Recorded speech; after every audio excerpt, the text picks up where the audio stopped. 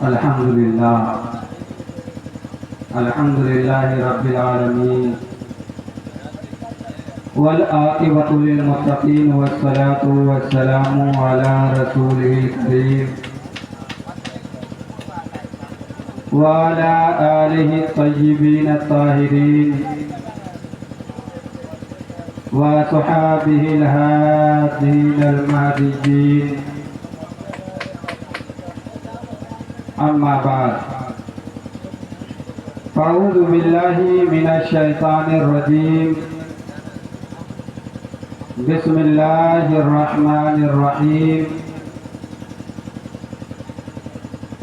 تأمرون بالمعروف وتنهون عن المنكر. آمنت بالله صدق الله العظيم وصدق رسول النبي الكريم ونحن على ذلك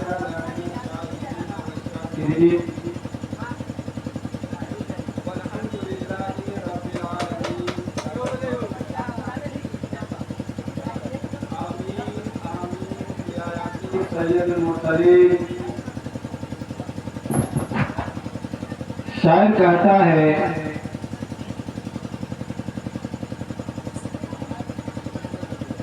عرش حق ہے مسند رفعت رسول اللہ کی،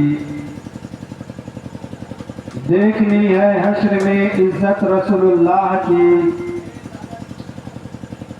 لاؤ رب العرش جس کو جو ملا ان سے ملا، لاؤ رب العرش جس کو جو ملا ان سے ملا. بخشی ہے کونین میں نعمت رسول اللہ کی، بخشی ہے کونین میں نعمت رسول اللہ کی. اور شاعر کہتا ہے نگاہ ولی میں وہ تاثیر دیکھی،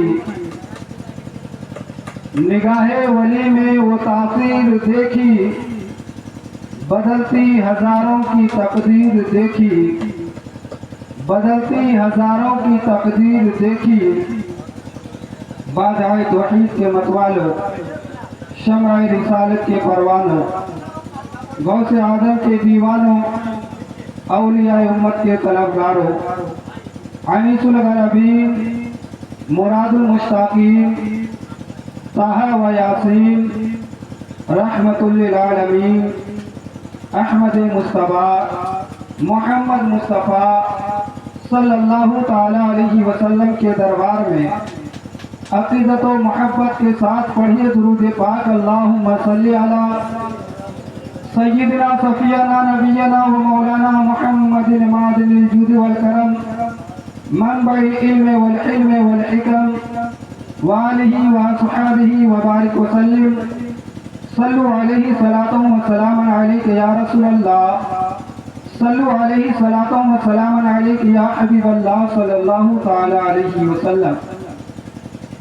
محترم بزرگوں اور دوستوں، یہ ماہ مبارک ماہ سفر المظفر کا مہینہ ہے، اور اس ماہ مبارک کی 25 تاریخ کو حضور اعلیٰ حضرت عظیم البرکت امام عشق و محبت امام احمد رضا خان فاضل بریلوی علیہ رحمت و رضوان کے عرس منائی جاتی ہے. اور یہ ماہ مبارک کے تبصر سے ایک واقعہ ولی کے دربار میں جانے سے کیا ملتا ہے، ولی کے دربار میں جانا چاہیے یا نہیں جانا چاہیے. ولی سے ملاقات صرف ہم ہی کرتے ہیں کہ ہم سے پہلے والے بھی ملاقات کر چکے ہیں؟ آپ نے سنا ہوگا. پھر تازہ کرنے کے لیے انسانوں کے ذہن میں یہ بسا رہے کہ ولی کے دربار میں جانے سے صرف ہم ہی جاتے ہیں یا ہم سے اگلے بھی ولی سے ملاقات کیے تھے یا نہیں کیے تھے.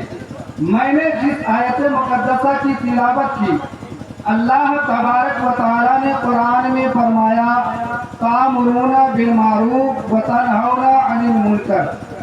اس آیت کریمہ کا مطلب اور ترجمہ یہی ہے کہ اللہ تبارک و تعالیٰ نے کہا اے مومنو تم بہترین امت ہو، تم بہترین امت ہو، لوگوں کو نیکی کا دعوت دیتے ہو اور برائی سے रोकते हो। तुम बेहतरीन उम्मत हो। कुरान में रब तबारक व तआला ने कुरान में कहा कि तुम बेहतरीन उम्मत हो। अल्लाह तबारक व तआला ने हमें बेहतरीन अच्छा और नेक इंसान बनाकर इस दुनिया में भेजा। और ये शादी की महफिल है और हम सबको मालूम है कि निकाह हमारे नबी की सुन्नत है और निकाह सादगी के साथ होनी चाहिए, खुराफात नहीं होना चाहिए, हर किसी को मालूम है। तो आइए मैं आपको बताऊं, अल्लाह तबारक व तआला ने बेहतरीन कहा और हमसे भी पहले जो उम्मत आए थे वो भी बेहतरीन थे, वो भी अच्छे थे, वो भी नेक थे, लोगों को नेकी का दावत देते थे, लेकिन ये उसको ये लक़ब नहीं मिला। ये मोहम्मद अरबी सल्लल्लाहु अलैहि वसल्लम के उम्मत को मिला कि ऐ मुसलमानों, तुम बेहतरीन उम्मत हो, लोगों को बुराई से रोकते हो और नेकी का हुक्म देते हो, नेकी की दावत देते हो। तो मोहतरम बुजुर्ग और दोस्तों, आज ये मैं आपको हजरत खिज़्र अलैहिस्सलाम का वाक़या सुनाता हूँ। ये महीना हजरत खिज़्र अलैहिस्सलाम का महीना है। हजरत खिज़्र अलैहिस्सलाम से निस्बत इस महीने को हजरत खिज़्र अलैहिस्सलाम से निस्बत है। ये भादों का महीना है। इसी माह मुबारक में हजरत मूसा अलैहिस्सलाम और हजरत खिज़्र अलैहिस्सलाम की मुलाकात हुई थी। और ये मूसा अलैहिस्सलाम कौन है? मूसा अलैहिस्सलाम नबी हैं और खिज़्र अलैहिस्सलाम कौन है? तो इसमें इख्तलाफ है, इसमें इख्तलाफ है नबी है या वली, लेकिन ज्यादातर उलमा का कौल है कि ये वली हैं। हजरत खिज़्र अलैहिस्सलाम, खिज़्र उनका लक़ब है, उनका नाम बलिया था और उनके वालिद का नाम मलकान था, यानी बलिया बिन मलकान हजरत खिज़्र अलैहिस्सलाम के वालिद अलैहिस्सलाम का नाम बलिया और बिन मलकान उनके वालिद का नाम मलकान था। लेकिन खिज़्र का लक़ब कैसे मिला, इस पे गौर करने की बात है। खिज़्र का लक़ब कैसे मिला और खिज़्र का मतलब क्या होता है? खिज़्र का मतलब होता है हरा भरा। खिज़्र का मतलब होता है हरा भरा। और हजरत खिज़्र अलैहिस्सलाम को अल्लाह तबारक व तआला ने ये कुव्वत अता की थी, ये ताकत दिया था और ये उसके अंदर कुव्वत अता की, ये कुव्वत अता की कि जिस उस जमीन पर हजरत खिज़्र अलैहिस्सलाम अपने कदम को रख देते तो अल्लाह तबारक व तआला उसके अंदर वो कुव्वत और ताकत अता किए थे कि वो जमीन सच और साफ, सच और ताजा हो जाता। इसीलिए उनका लक़ब, यानी सूखे पेड़ के पास हजरत खिज़्र अलैहिस्सलाम जाते थे तो पेड़ हरा भरा हो जाते थे। ये किस तरह मिला? एक दिन अल्लाह तबारक व तआला के बारगाह में हजरत मूसा अलैहिस्सलाम अर्ज़ किया, ऐ परवरदिगार आलम, मैं उस इंसान को देखना चाहता हूँ, उस शख्स से मिलना चाहता हूँ जिससे तू राजी है, जिससे तू राजी है, जो तुम्हें बहुत पसंद है, जो तुम्हें बहुत अच्छा है। तो मोहतरम बुजुर्ग और दोस्तों, हजरत मूसा अलैहिस्सलाम को अल्लाह तबारक व तआला ने हुक्म दिया, ऐ मूसा, मेरा वो मकबूल बंदा जो हमको पसंद है, जो मेरा बंदा मकबूल है, वो तुम्हें दरिया के दो किनारे जहाँ इकट्ठे होंगे वहाँ उनकी मुलाकात होगी।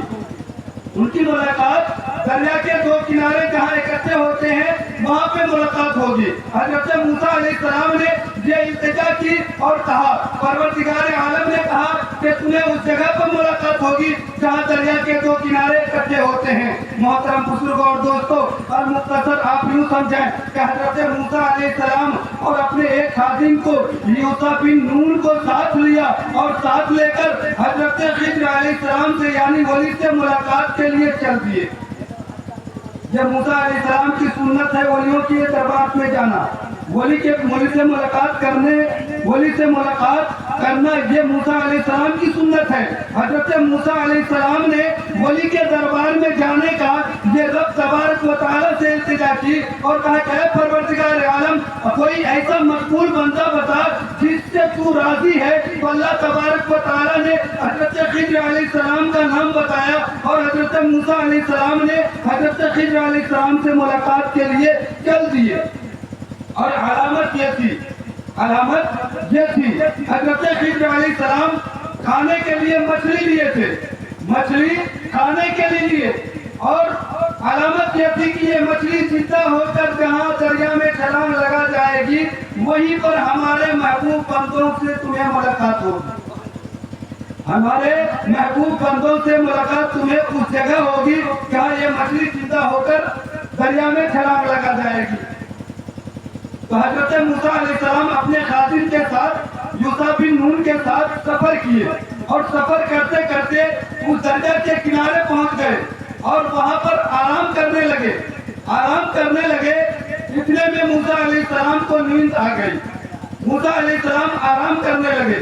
یوشع بن نون نے دیکھا، وہ کہتے ہیں کہ میں نے دیکھا کہ مچھلی جھولا سے نکلا مچھلی اور زندہ ہو کر دریا میں چھلانگ لگا گئی، اور چھلانگ اس طرح لگائی کہ جس جگہ سے مچھلی کی گزر ہوئی وہ جگہ ایک راستہ بنتا ہوا چلا گیا۔ محترم بزرگ اور دوستو، حضرت موسیٰ علیہ السلام بیدار ہوتے ہیں، حضرت یوشع بن نون کہتے ہیں کہ میں موسیٰ علیہ السلام کو بتانا بھول گیا۔ پھر وہاں سے سفر جاری ہوا، حضرت موسیٰ علیہ السلام اور یوشع بن نون وہاں سے آگے بڑھ گئے، جس جگہ علامت تھی وہاں سے آگے بڑھے۔ پھر جب دوپہر کا وقت ہوا، موسیٰ علیہ السلام نے کھانا طلب کیا، یوشع بن نون کو فوراً یہ یاد آ گئی اور کہا کہ حضور مجھ سے سخت غلطی ہوئی، مچھلی تو اسی جگہ چھلانگ لگا کر دریا میں چلی گئی جس جگہ آپ آرام کر رہے تھے۔ محترم بزرگوں اور دوستو، حضرت موسیٰ علیہ السلام پھر اس جگہ واپس آتے ہیں، پھر حضرت خضر علیہ السلام سے ملاقات ہوتی ہے۔ ملاقات ہونے کے بعد حضرت خضر علیہ السلام سے حضرت موسیٰ علیہ السلام کہتے ہیں ہم آپ سے کچھ سیکھنا چاہتے ہیں، آپ کے اندر آپ سے اللہ تبارک و تعالیٰ کس وجہ سے راضی ہے، آپ کا خدا، آپ نے خدا کو کس طرح راضی کر لیا، پروردگار عالم کو کس طرح خوش کر لیا، پروردگار عالم کو کس طرح راضی کر لیا کہ خدا نے آپ کا نام مجھے بتایا۔ ملاقات کے لیے اللہ تبارک و تعالیٰ کے حکم سے آیا ہوں، میں آپ سے سیکھنا چاہتا ہوں کہ کس چیز کی وجہ سے آپ نے خدا کو راضی کر لیا۔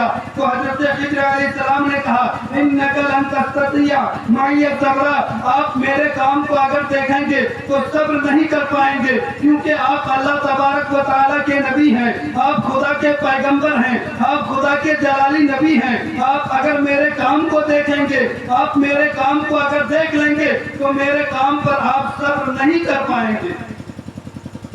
تو موسیٰ علیہ السلام نے کہا موقع دیجیے، موسیٰ علیہ السلام نے کہا آپ موقع دیجئے، میں کام دیکھ کر کچھ نہیں بولوں گا۔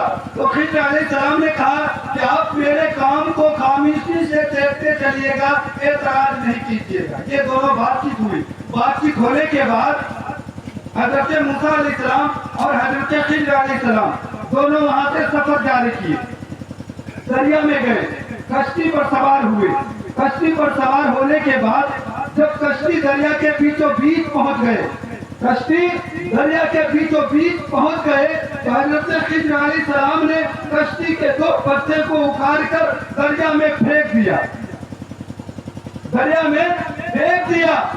حضرت موسیٰ علیہ السلام اللہ تبارک و تعالیٰ کے پیغمبر، اللہ تبارک و تعالیٰ کے نبی، وہ بھی جلالی پیغمبر، اس نے کہا کہ آپ نے یہ کیا کر دیا، آپ نے یہ کیا کیا، اس نے میری عزت کی، یہ میرا ادب کیا، مجھ سے پیسہ بھی نہیں لیا، آپ سے پیسہ بھی نہیں لیا، آپ ہیں کہ ان کے کشتی کو، اس کے کشتی کے پتے کو اکھاڑ کر پھینک دیے۔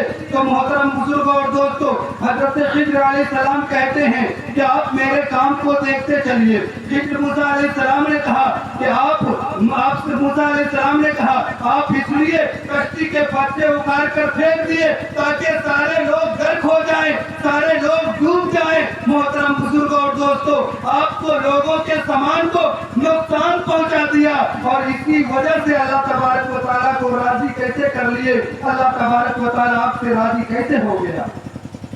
تو خضر علیہ السلام نے کہا انک لن تستطیع معی صبرا، آپ نے میں نے پہلے ہی کہہ دیا تھا کہ آپ میرے کام کو دیکھ کر صبر نہیں کر پائیں گے۔ تو پھر وہاں سے کہا کہ ایک موقع اور دیجیے۔ یہ نبی اور ولی کی ملاقات ہے، نبی اور ولی کی ملاقات ہے۔ آج لوگ فتویٰ لگاتے ہیں کہ ولی کے دربار میں جانے سے کیا کیا فائدہ, ولی کے پاس جانے سے کیا فائدہ. تو محترم بزرگوں اور دوستوں, جو اللہ تبارک و تعالیٰ کے نیک بندے ہوتے ہیں, خدا کے پیارے ہوتے ہیں, خدا کے محبوب ہوتے ہیں, اللہ تبارک و تعالیٰ کو راضی کرنے کے لیے اگر وہ کوشش کرتے ہیں تو اس کے چہرے کو بھی دیکھنا ثواب ہے, اس کے کردار کو بھی دیکھنا ثواب ہے, اس کے باتوں پر عمل کرنا بھی ثواب ہے. محترم بزرگوں اور دوستوں, پھر وہاں سے حضرت خضر علیہ السلام اور حضرت موسیٰ علیہ السلام آگے بڑھتے ہیں, اور آگے جب بڑھتے ہیں تو آگے بڑھ کر ایک میدان آتا ہے. میدان میں بہت سارے بچے کھیلتے ہوئے نظر آتے ہیں. بچے کھیل رہے تھے, اس میں ایک حسین و جمیل بچہ تھا, بہت ہی خوبصورت بچہ تھا.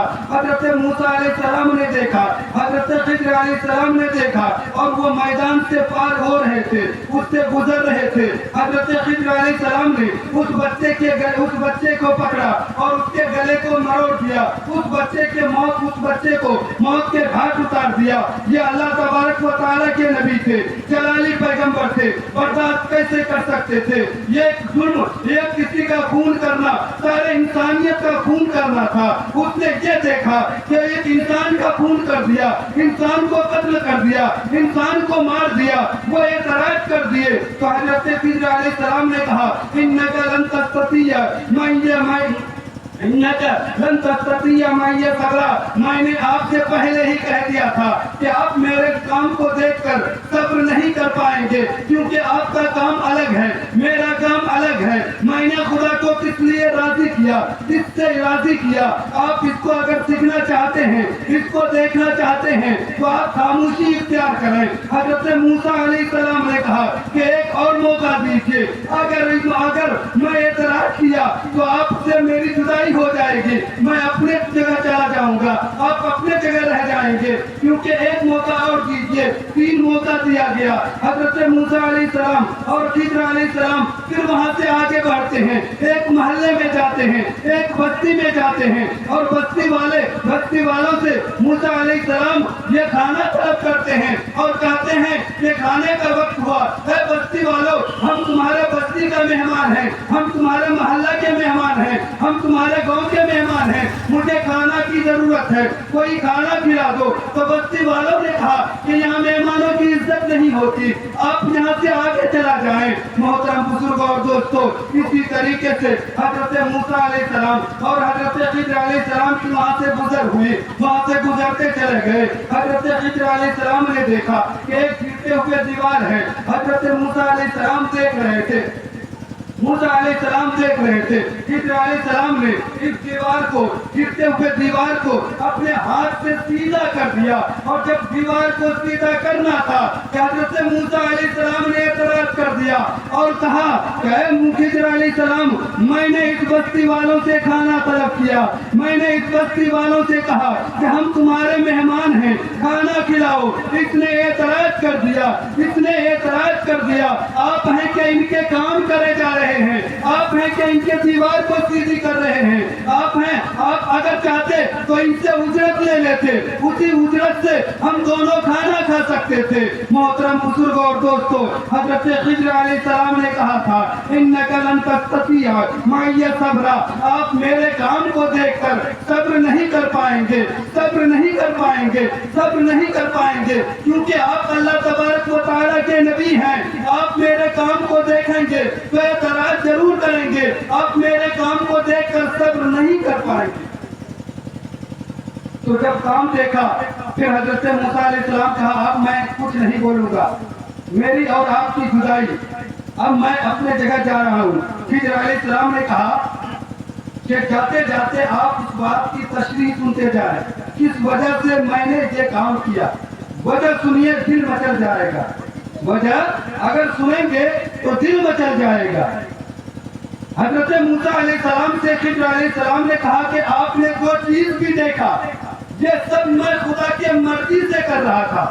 اللہ تبارک و تعالیٰ کا حکم ہوا, میں نے اس کام کو کیا. اور جاتے جاتے آپ اس کی تشریح سن لیں. کشتی کے پتے آپ نے دیکھا کہ میں نے کشتی کے پتے اکھاڑ کر پھینک دیا. آپ نے ظاہری دیکھا, میں باطنی دیکھ رہا تھا. آپ نے ظاہری دیکھا کہ میں نے کشتی کو نقصان پہنچایا، آپ نے اعتراض کیا۔ نقصان پہنچانے کی وجہ یہ تھی کہ یہ کشتی کے جو مالک تھے، کشتی کے مالک ایک مزدور تھے اور کشتی کے مالک غریب انسان تھے۔ کشتی کے مالک اسی کشتی کو چلا کر اپنے بال بچوں کا پالن پوشن کیا کرتا تھا، اپنے گھر کو چلایا کرتا تھا، اپنے بال بچوں کی پالن پوشن کیا کرتا تھا۔ اور میں دیکھ رہا تھا کہ دریا کے اس پار ظالم بادشاہ بیٹھا ہوا تھا۔ ظالم بادشاہ جو بھی کشتی ٹھیک ہوتی وہ بادشاہ چھین لیا کرتے تھے۔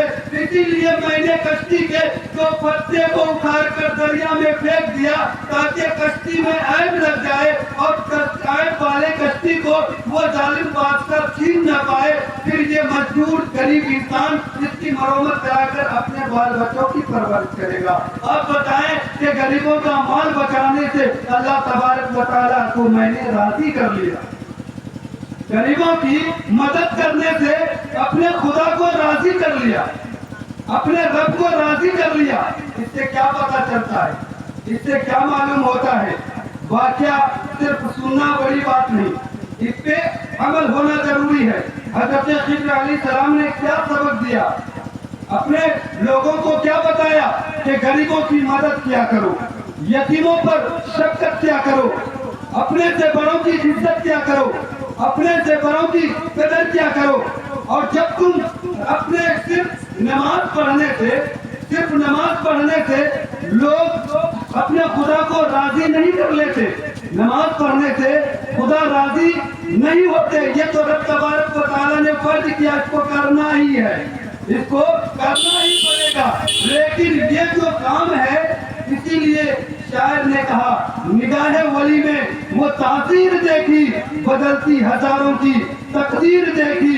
اگر ولی سے دل جوڑیں گے، ولی سے لو لگائیں گے تو تقدیر بدل جاتی ہے۔ تو پھر خضر علیہ السلام اور موسیٰ علیہ السلام سے کہا کہ آپ نے دیکھا کہ میں نے ایک بچے کے گلے کو مروڑ دیا، آپ نے دیکھا، میں بھی جانتا ہوں کسی کا قتل یہ ظلم ہے۔ آپ نے ظاہری دیکھا کہ آپ نے ظاہری اس چیز کو دیکھا کہ یہ ظلم میں نے کیا، لیکن میں اس چیز کو دیکھ رہا تھا، اس بچے کے پیشانی پر کاف فا را لکھا ہوا تھا، اس لیے میں نے اس بچے کے گلے کو مروڑ دیا اور رب تبارک و تعالیٰ کے بارگاہ میں دعا کیا کہ اے پروردگار عالم، اس کے ماں مومن ہیں، اس کے والد مومن ہیں اور اس بچے کے پیشانی پر کاف فا را لکھا ہوا ہے، اس لیے میں نے اس کے گلے کو مروڑ دیا اور رب تبارک و تعالیٰ کے بارگاہ میں دعا کیا کہ اے پروردگار عالم، اس سے حسین و جمیل بچہ اس کے ماں کو عطا فرمائے۔ آپ نے ظاہری دیکھا، اور کسی کو کفر سے بچانا، یہ اس سے رب راضی ہوتا ہے، اس سے خدا خوش ہوتا ہے، اس سے رب تبارک و تعالیٰ راضی ہوتا ہے۔ اور تیسری بات، خضر علیہ السلام موسیٰ علیہ السلام سے کہا کہ آپ نے دیکھا کہ ٹوٹے ہوئے دیوار کو سیدھی کر لیا، آپ نے لوگوں سے طلب کیا، کھانا بھی طلب کیا تھا، لیکن لوگوں نے میری عزت نہیں کی۔ اس کا کام وہی تھا، اس نے اپنا کام کیا، اس نے میری عزت نہیں کی، اس نے کھانا نہیں کھلایا۔ اور میں نے دیکھا کہ اس دیوار کے جو مالک تھے، وہ گرتے ہوئے دیوار کے جو مالک تھے، دو یتیم بچے تھے، اور یتیم بچے اس کے ماں باپ مرتے وقت اس دیوار کے اندر اس بچے کے لیے خزانہ چھپا کر رکھا تھا۔ اسی لیے میں نے اس گرتے ہوئے دیوار کو سیدھی اس لیے کیا کہ وہ بچہ ابھی چھوٹا تھا، اگر دیوار گر جاتی تو گاؤں والے اس سے لوٹ لے جاتے اور غریبوں کے مال کو لوٹ کر لے کر چلے جاتے اور وہ بچے اس سے محروم رہ جاتے۔ اور اسی لیے میں نے اس دیوار کو سیدھی کر لیا، ایک یتیموں کے مال کو بچایا۔ یتیموں کے مال کو بچانے کے وجہ سے رب تبارک و تعالی ہم سے راضی ہو گیا، خدا ہم سے راضی ہو گیا۔ تو محترم بزرگوں اور دوستوں، اللہ تبارک و تعالیٰ کو راضی کرنے کی کوشش کیجیے۔ اور اپنے عالموں کی قدر کیجیے اور نماز کو نماز کے وقتوں پر پڑھیے، نیک عمل کیجیے، برائی سے بچیے۔ رب تبارک و تعالیٰ نے قرآن میں کہا تَأْمُرُونَ بِالْمَعْرُوفِ وَتَنْهَوْنَ عَنِ الْمُنکَرِ، تم بہترین امت ہو، لوگوں کو نیکی کا راستہ دیتے ہو یعنی دعوت دیتے ہو اور برائی سے روکتے ہو، تو ہمارا وہی کام ہونا چاہیے۔ رب نے اگر اچھا کہا، یہ اچھا کہا، تو ہمیں اچھا بن کر اس دنیا میں وہ پیغام دینا ہے کہ ہم اس نبی کے کلمہ پڑھنے والے ہیں، اس رسول کے کلمہ پڑھنے والے ہیں، ہم اس خدا کو ماننے والے ہیں جس خدا نے قرآن میں اچھا کہا۔ ہمیں جب قرآن میں یہ اعلان کر کے بتایا کہ ہم اچھے ہیں تو اچھا ہونے کا ثبوت دیں گے اور لوگوں کو ہمیشہ دعوت دیں گے کہ تم نیکی کرو اور برائی سے روکو۔ جب ہم یہ بات کریں گے، یہ کام کریں گے، تو اللہ تبارک و تعالیٰ بھی ہم سے راضی ہو جائے گا۔ جب خدا ہم سے راضی ہو جائے گا تو ہمارا ٹھکانہ جنت ہوگا۔ شرط یہ ہے کہ اس پہ عمل ہونا چاہیے۔ اللہ تبارک و تعالیٰ سے دعا کیجیے کہ اللہ تبارک و تعالیٰ ہم تمام مسلمانوں کو اس چند باتوں پر عمل کرنے کی توفیق عطا فرمائے۔ اور کل جو نکاح خوانی ہونے والا ہے، اللہ تبارک و تعالیٰ اس نکاح کو ہر بلا سے محفوظ و معمور عطا فرمائے، ہر پریشانی سے محفوظ و معمور عطا فرمائے، ہر برائی سے محفوظ و معمور عطا فرمائے، ظالموں کے ظلم سے، حاسدوں کے حسد سے، شیطان کے مکر و فریب سے نجات عطا فرمائے۔ اللہ تبارک و تعالی ہم تمام انسانوں کو اس چند باتوں پر عمل کرنے کی توفیق عطا فرمائے، اور نکاح سنت ہے تو سنت کے طریقے پر عمل کرنے کی توفیق عطا فرمائے، اور اللہ تبارک و تعالی اس نکاح کو ہر قربات چیز سے بچنے کی توفیق عطا فرمائے۔ یہی ہماری اور آپ کی دعا ہونی چاہیے۔ اللہ تبارک و تعالی ہم تمام انسانوں کو اس چند باتوں پر عمل کرنے کی توفیق عطا فرمائے۔